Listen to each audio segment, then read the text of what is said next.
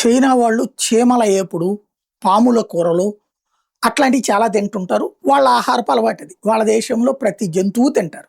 ప్రతి పురుగుని తింటారు. అది వాళ్ళ ఆహారపు అలవాటు. మన వాళ్ళు ఇక్కడ సోషల్ మీడియాలో ఎక్కిరిస్తారు.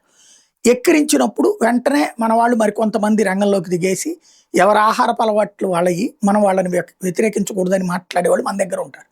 కానీ చైనాలో మన ఫేస్‌బుక్‌లు, ట్విట్టర్‌లు, ఇన్‌స్టాలు ఇవి కాకుండా వాళ్ళ సొంత సోషల్ మీడియా ప్లాట్‌ఫార్మ్‌లు. వాటిట్లో భారతీయ ఆహారం గురించి తీవ్రమైన వెటకారం ఉంది. మనం తినే వెజ్ గురించి అయితే దారుణమైనటువంటి జోకులు, కామెడీ చేస్తుంటారు. నాన్ వెజ్ గురించి రకరకాల కామెంట్లు చేస్తుంటారు. అది అక్కడున్నటువంటి భారతీయుల్ని టార్గెట్ చేస్తా అంటే షాప్‌కొచ్చారు. ఇండియన్ అతను అక్కడ షాప్ పెట్టాడు. లేకపోతే ఇండియన్ అతను ఇండస్ట్రీ నడుపుతున్నాడు.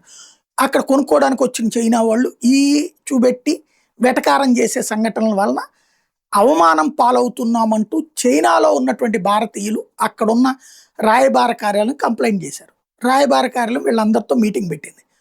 ఆ సందర్భంగా ఇట్లా సోషల్ మీడియాలో కట్టడి చేయాలంటే వాళ్ళ చేతిలో ఉంది. ఎందుకంటే చైనా ప్రభుత్వం చేతిలోనే కావాలనే ప్రొవోకేట్ చేస్తుంది అది. సరే, సరే మేము నియంత్రిస్తామని. ఇంకేం సమస్యలున్నాయంటే ఇప్పుడు మేము ఇక్కడ ఉంటున్నాము. చదువు పేరుతోనో, ఉద్యోగం పేరుతోనో, విద్య ఇదే దాని పేరేంటి ఉపాధి పేరుతోనో వచ్చాం. మాతో పాటు మా బిడ్డలో, మా పెళ్ళామో వీళ్ళొచ్చారంటే గనక ఇక్కడ వాళ్ళకు ఉద్యోగం చేయడానికి వీల్లేదంటున్నారు. అమెరికా తరహా చట్టాలు తెస్తున్నారు. ఇక్కడ మా వాళ్ళు కూడా కలిసి ఉద్యోగం చేస్తేనే మేము 4 ముద్దలు తినగలుగుతాం అని చెప్పారు. దాని గురించి ఆలోచించి నిర్ణయం తీసుకుంటామని చెప్పింది చైనా.